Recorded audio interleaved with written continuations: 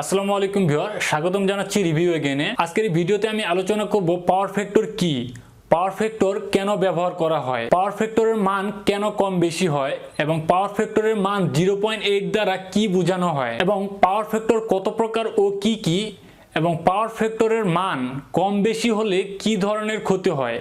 তো ভিডিও শুরু করার আগে ছোট্ট একটি অনুরোধ, আপনি যদি আমার চ্যানেলে নতুন হয়ে থাকেন তাহলে অবশ্যই আমার চ্যানেলটি সাবস্ক্রাইব করবেন এবং পাশে থাকা বেল আইকনটি প্রেস করবেন। প্রথমে আসা যাক পাওয়ার ফ্যাক্টর কি।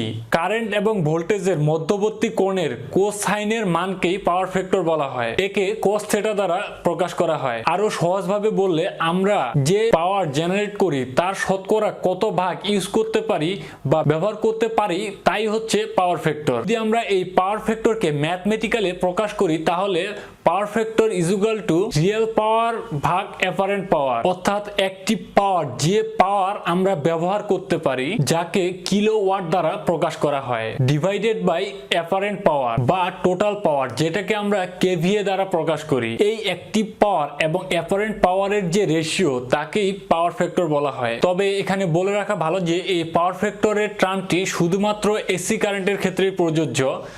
ডিসি কারেন্টের ক্ষেত্রে এই পাওয়ার ফ্যাক্টরের টার্মটি ব্যবহার হয় না, কারণ ডিসিতে কারেন্ট এবং ভোল্টেজ সমান গতিতে প্রবাহিত হয়, কিন্তু এসিতে কারেন্ট এবং ভোল্টেজ সাইন ওয়েভ গতিতে প্রবাহিত হয়, যার ফলে কারেন্ট এবং ভোল্টেজের মধ্যে একটি কৌণিক দূরত্ব সৃষ্টি হয় বা একটি কোণ তৈরি হয়, আর এই কোণকে আমরা থিটা দ্বারা প্রকাশ করি। তাই এই কারেন্ট এবং ভোল্টেজের মধ্যবর্তী কোণের কোসাইন মানকেই পাওয়ার ফ্যাক্টর বলা হয়, যাকে আমরা cos থিটা দ্বারা প্রকাশ করি। আর এই পাওয়ার ফ্যাক্টরের মান 0 থেকে সর্বোচ্চ 1 পর্যন্ত হয়ে থাকে। এখন আসা যাক পাওয়ার ফ্যাক্টর কেন ব্যবহার করা হয় বা আমরা পাওয়ার ফ্যাক্টর কেন ব্যবহার করি।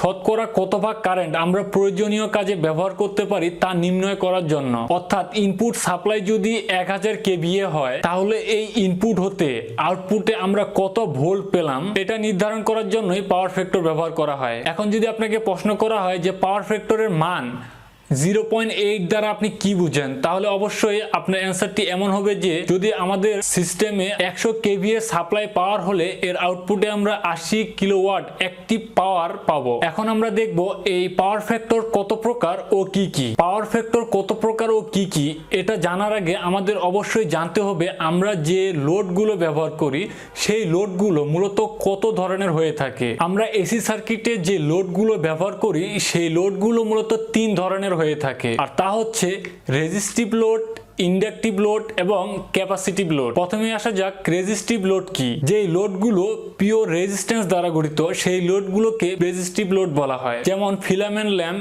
হিটার ইত্যাদি। আর দ্বিতীয়তে হচ্ছে ইন্ডাকটিভ লোড। যে লোডগুলোতে কয়েল থাকে সেই লোডগুলোকে মূলত ইন্ডাকটিভ লোড বলা হয়, যেমন ফ্যান, মোটর ইত্যাদি। আর 3 নম্বরে হচ্ছে ক্যাপাসিটিভ লোড। যে লোডগুলো ক্যাপাসিটর দ্বারা গঠিত সেগুলোকে ক্যাপাসিটিভ লোড বলা হয়। এখন আমরা দেখব পাওয়ার ফ্যাক্টর কত প্রকার ও কি কি। পাওয়ার ফ্যাক্টর হচ্ছে 3 প্রকার, যথা lagging power factor, 2 leading power factor এবং 3 নম্বর হচ্ছে ইউনিটি পাওয়ার ফ্যাক্টর। প্রথমে আসা যাক ল্যাগিং পাওয়ার ফ্যাক্টরটি কি। যে সার্কিটে ভোল্টেজ কারেন্টের আগে থাকে, অর্থাৎ কারেন্ট ভোল্টেজ থেকে পিছিয়ে থাকে, তাকেই ল্যাগিং পাওয়ার ফ্যাক্টর বলা হয়। আপনি এই গ্রাফে দেখতে পাচ্ছেন যে কারেন্ট ভোল্টেজের থেকে পিছিয়ে আছে এবং ভোল্টেজটি কারেন্টের থেকে এগিয়ে আছে, অর্থাৎ এটি একটি ল্যাগিং পাওয়ার ফ্যাক্টর। এসি সার্কিটে ইন্ডাকটিভ লোড ক্যাপাসিটিভ লোডের থেকে বেশি হলেই মূলত ল্যাগিং পাওয়ার ফ্যাক্টর হয়ে থাকে। আর দ্বিতীয় পাওয়ার ফ্যাক্টরটি হচ্ছে লিডিং পাওয়ার ফ্যাক্টর। যে সার্কিটে কারেন্ট ভোল্টেজের থেকে আগে থাকে,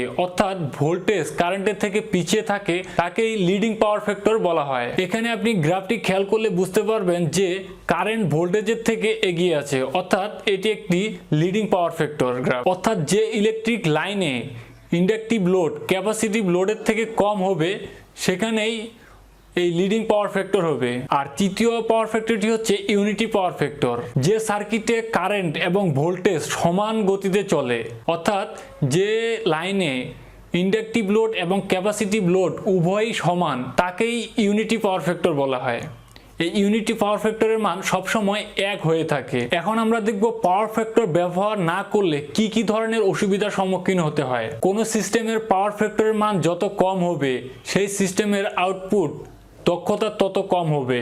অর্থাৎ আপনার সিস্টেমের পাওয়ার ফ্যাক্টর যদি 0.7 হয়ে থাকে এবং আপনার সিস্টেমের ইনপুট যদি 100 কেবিও হয়ে থাকে, তাহলে আপনার সিস্টেমের আউটপুট হবে 70 কিলোওয়াট অ্যাক্টিভ পাওয়ার। অর্থাৎ এই 70 কিলোওয়াট পর্যন্ত আপনি ব্যবহার করতে পারবেন। এবং পাওয়ার ফ্যাক্টর কম হলে এর লাইন লসও বৃদ্ধি পায়। আর সব থেকে বড় কথা, পাওয়ার ফ্যাক্টরের মান যদি কম হয় তাহলে পার ইউনিটের কস্ট বৃদ্ধি পায়। অর্থাৎ আপনি যে ইলেকট্রিক বিল দেন, পার ইউনিটের বিল দেন, এখন যদি আপনার সিস্টেমের পাওয়ার ফ্যাক্টর ইউনিটের মান কম হয় তাহলে কিন্তু আপনার ইলেকট্রিসিটি বিলের মানও বেশি আসবে। তো আজকের ভিডিওটি ছিল এই পর্যন্তই।